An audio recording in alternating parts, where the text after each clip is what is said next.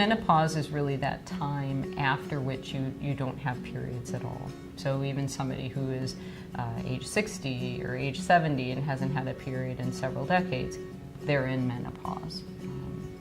So average age of menopause here in the United States is 51.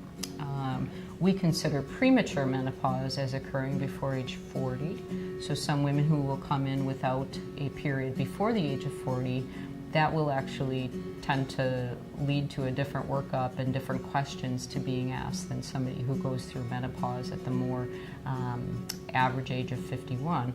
I can say I've seen patients still at age 56, 57 still having periods, and they are not in menopause. So there's definitely a bell-shaped curve. There are some on the very early side of menopause in their early 40s, and there are some on the very late side as well in their mid to late 50s.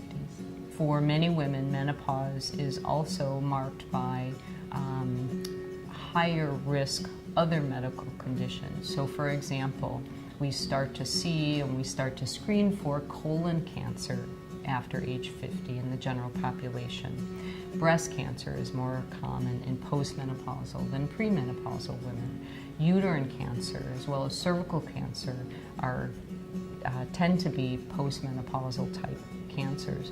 So menopause in and of itself is defined by a loss or an absence of the menstrual period.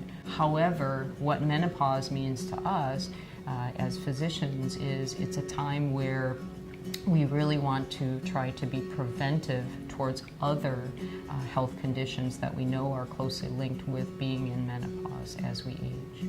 So some of the things that we caution women about after their period has stopped is if they all of a sudden start to bleed again.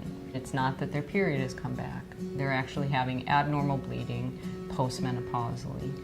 Now the majority of this bleeding doesn't represent uterine cancer, which we all fear, but the biggest symptom of uterine cancer is postmenopausal bleeding. So that is something that we always caution women that if they are starting to bleed again several years into their menopausal years, that they need to come back and see us for that. Any change I think that women experience outside of their normal state of health.